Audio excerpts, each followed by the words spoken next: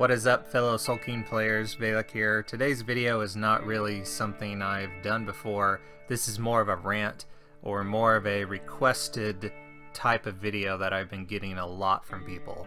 I have a lot of people that constantly contact me via line chat or forums, or maybe some of you on YouTube or Facebook fan pages or whatever, and the number one question I'm probably getting is, hey Vaelek, I have this team, what should I build? What is worth investing in?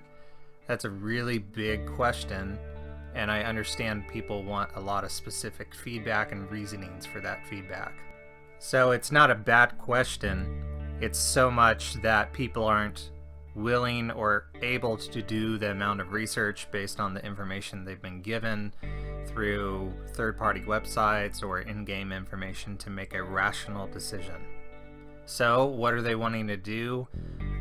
People are wanting to stand on the shoulders of other people that have already done it, people that have cleared all the adventure modes, all the challenge towers, and they want to emulate what those players are doing. But maybe when they look at their box, they see a whole lot of craziness, a lot of different heroes and characters, and some of those just don't make sense. So just like games like World of Warcraft with high-end rating, when you want to know what is best or optimal, what do? You look at some of the higher level players. So I'm going to boil everything down that I've done maybe in the last month and a half or so, and basically give you a starting core team, and I'm calling it Build This Team. Now, some of you are high-end theory crafters yourself. You really enjoy dissecting a game and its systems, and you're going to completely be offended or not like this video at all, and I totally understand, because I'm one of those players, right? I want to do the research myself. I want to know why something is good or why something isn't good, and I'm going to give some quick points to explain some of my methodology behind the picks. But for the most part, for the people that just want to kind of play casually, they don't want to be making a really bad long-term mistake, this video will help them a lot. Now, I have a lot of random footage in this video, and it's not really synced to any specific topic. I just have some stuff playing in the background, so please don't take this as I'm trying to tie it to what I'm saying. The first thing I want to explain that everybody needs is a very strong and solid farming core. Soulking is a grindy game. A lot of the Korean free-to-play games, Seven Nights is a perfect example, also done by Netmarble, is extremely grindy. There are a lot of things you need to do every day. There are a lot of repeat levels or even auto farming that you need to do every day, and Soulking is absolutely no exception. But to auto farm, you want to do that quickly, you want to do it efficiently, and you want to be able to farm the highest tiers possible. If you have a bad farming core, then it's going to be very, very difficult to progress through this game. Even if you build this team that I'm about to explain, and you like it or don't like it, it will work, because I know it will work. And when it does work, it will help you farm to whatever your goals actually are later. Maybe those goals are something or an idea that you get from somebody else, or it's just something you personally want to do. You really want to max that one legendary or 4-star Soul King, and you want to start doing fusions. You still need a very strong farming core to farm the food, the gold, and the items, and also the currency like ruby, topaz, etc. You still need all those things to make whatever your end goal is. I see a lot of players that kind of blindly throw resources at one or two really bad picks, and that isn't helping them get anywhere. They get frustrated, they don't understand why they can't clear, and then they see people with quote-quote lesser heroes doing way better than them, and they don't understand mine. Before you really jump into this video any further, you want to make sure that you've watched my other mega guide video on how to deal with tanky levels. It will help you tremendously, especially if you're a new player, or you know what, maybe you've been playing for 2 months and you still aren't getting it. It will help you, I promise. It's probably the #1 problem that I see on most characters or players' boxes. They don't have good debuffers. Now, there are 2 debuffers that I want you to build. The first one is Piet, and the second one is Giant Bat. Not necessarily in that order. With your legendary selectors, I recommend you buy Piet every single time. This game is not Pokemon. The goal is not to collect one of each hero. In Pokemon, you can capture one monster, and you can level that monster up, and it's good. In Soulking, that's not the case. You need skill ups to make anything go from just okay to incredible. That goes with Giant Bat, that goes with Piet. Piet is going to take you a while to farm out and max her out, but she's absolutely 100% one of the best healers in the game. The next best healer is coming out in this next patch, and I'm not going to go into that, but Piet right now is 100% farmable, and everybody should be farming boss spawn pieces for Piet, using their legendary selectors for Piet. I don't see any reason why you would not do this. Now, I've done an entire spotlight on Piet alone. I recommend you farm 8-8 legendary to get soul pieces to drop for her, and do that during hot time. The other quick and awesome debuffer in the game is Giant Bat. He also has his own spotlight, guys. You should watch that one too. If you are using Piet and Giant Bat in a team, really all you need is one strong AoE and you can start melting through waves. It absolutely isn't as pivotal what AoE that is, but I do have specific picks in mind, and that would be Da Vinci and or Luna. First, let's talk about Giant Bat. You need a Giant Bat. You just need maybe $1 million or 2 gold. Do some of those big draws and just go buy one, slap them together. You'll need 11 total, and scale that Giant Bat up and start leveling it. It doesn't need to be level 120 or limit broken to 140 or 150. You don't need it to that amount of craziness. You really just need one of them, and that's for the silence and the armor shredding potential. Giant Bat and Piet do stack, so Piet Curse with Giant Bat is an awesome combo. Now, I know there are going to be a lot of you that don't have a Piet yet, and that's perfectly understandable. A good interim pick is a Hamlin. You can simply just have a regular Hamlin, even without skills, and use her for a healer long term. Hamlin is extremely good and will help you with Guild Boss much later in the game. But for the time being, I recommend dump resources and energy into a Piet and Giant Bat most of all. Luna is an amazing pick on her own, and that's why I've done a spotlight on Luna. Luna is an amazing AoE, and her awakenings make her go from really good to amazingly good. So it's important that you start a Luna early. If you're wondering, hey, I need to get some better gear, I want to level up my gear, what should I put on who should I put the best gear on? That answer is Luna. You should always prioritize your DPS first, and then your healers and your other quote debuffers like Giant Bat second. So if you're wondering, hey, who should I focus on first in terms of farming my 1-3 Soulking on Legendary every day when you can, I would say Luna first. Luna is an easy to farm skill up. I will mention that in this next coming patch, the 3-star Soulking piece cost to summon her is going to be reduced.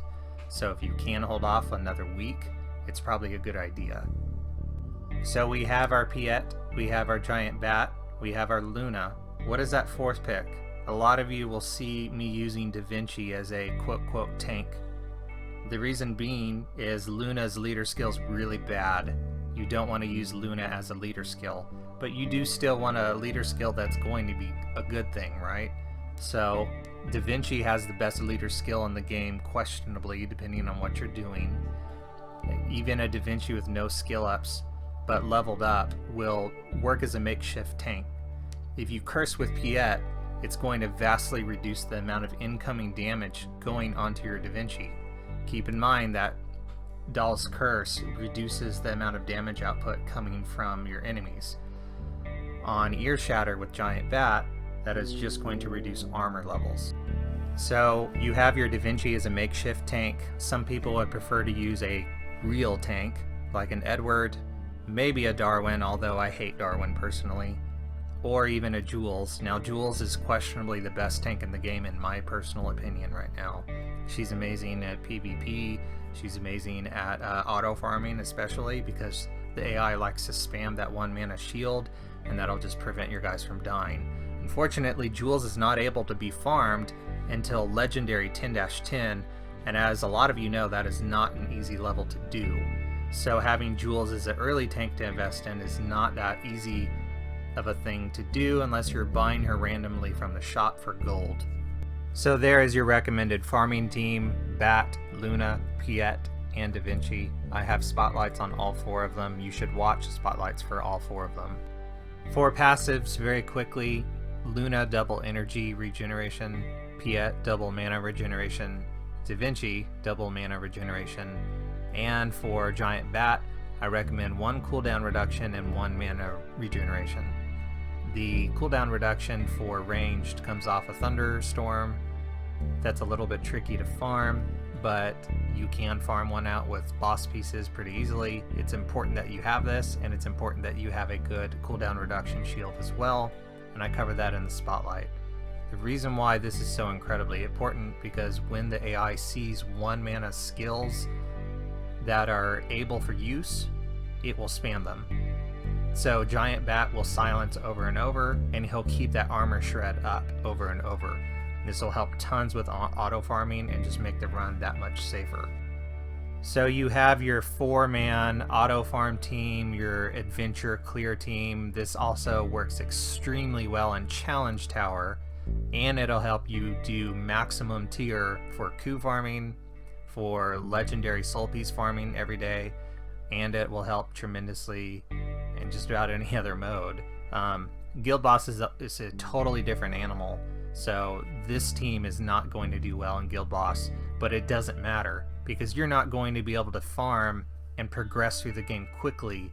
Guild Boss is really an in-game meta thing to do. It's not something you want to build your core team and then just magically take it into Guild Boss and expect to do well, because the picks in Guild Boss are so strange and specific to that individual boss. Again, this whole team recommendation is based solely to be able to do a lot of fast clears quickly and efficiently, make gold, farm items, level those items up, do decent in Challenge Tower. So that brings up another interesting point. What about 4-star Soulkings? You know, I mean, everybody thinks, hey, Sieg must be overpowered. I've seen him just raffle stomp me in PvP. He must be good. I'm gonna get a Sieg. All my problems go away. Suddenly my team's overpowered. Well, this is totally wrong, and this is what I call 4-star Soulking disease. A lot of people treat this game like Puzzle and Dragons or some other high-end game, or again, going back to the Pokemon reference, where they think I'm just going to get one of each type of hero, I'm going to maximum level it, and it's going to be amazing. And that's just not true. You have to have skill ups. Again, I have several 4-star Soulkings that aren't even leveled if you look at my box, and the reason being is I know they don't do better than my current team lineup because they do have skill ups. Skill ups and awakening effects are what make, again, your hero go from pretty good to amazing.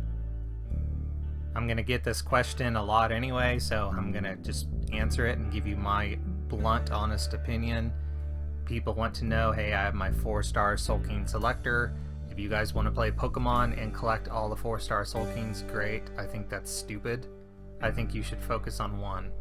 If I had to make one recommendation based on my personal experience, that would be Kali or Roxley. Kali and Roxley have very specific purposes. I've maxed out a 4-star Soulking with Kali, and she's drop dead amazing. She also does extremely well in PvP. She's underutilized because nobody's doing this right now. Everybody's playing Pokemon and deciding to collect them all, as opposed to focus with laser intensity on one pick. If you take the time to do a lot of fusions and level up into a 4-star Soulking, then yes, any of these picks, a Tina, a Sieg, or maybe an Abel, although I wouldn't recommend Abel at all, a Kyle, something like that, is going to become progressively stronger. However, it's going to be extremely hard for you to farm those fusions and to get the amount of coup that you're going to need to make them at the required evolution level easily if you're not farming max tier. So you have no business of thinking of doing a fusion for a 4-star Soulking until you've looked at your team and going, gee, I can't farm 10-9 legendary easily. If you can't do that, then guys, don't even worry about your 4-star Soulking stuff. Grab whatever you want, it doesn't really matter that much, but if you do want my opinion, right now it's Kali. I'll say this again because it doesn't apply to just a 4-star Soulking, but it also applies to legendaries. Some legendaries are very difficult to farm, like something that requires Topaz to buy right now is a little bit hard to farm. Doing fusions for something is a little bit hard to farm because not everything like Baron or Leon is fusionable as of right now. Eventually they will be, however. So when you do get to that point of you can fusion for Leon and maybe max a Leon, which I could see a lot of potential for, who cares? Right now you should work on your core farming team and look into doing something like that later. Now, this mentality of ignoring skill ups doesn't apply to just 4-star Soulkings. I see people doing 3k rolls, getting something like a Baron or a Leon, and they freak out, then they invest blindly into that pick with completely ignoring why you would want that pick, and that would be once it has skill ups it becomes really good, or awakening effects. Well, if you can't farm or fusion for that legendary pick, you have no business really investing in it. You're really just wasting your time. Now, if you've looked at a pick like Leon or Baron and you go, wow, this character could be really good someday, that's great. Go ahead and shelve it, put it on the back of your mind, make that core farming team so you can do some of these simple clears, and then come back to it when it's farmable. If it's not farmable, don't invest in it.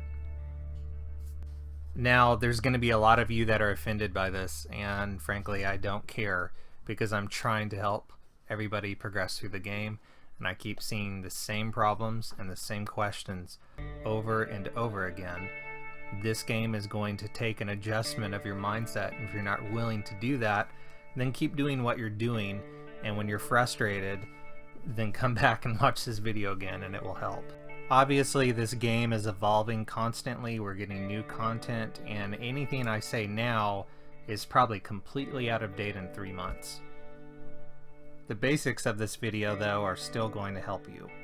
This is going to require adjustments to what type of team you build, what type of skills. A lot of different factors come into play. So, again, even once you have this core team, it'll probably last you an extremely long time, but it's going to be changing, and you're going to have to do your research to make sure it remains viable.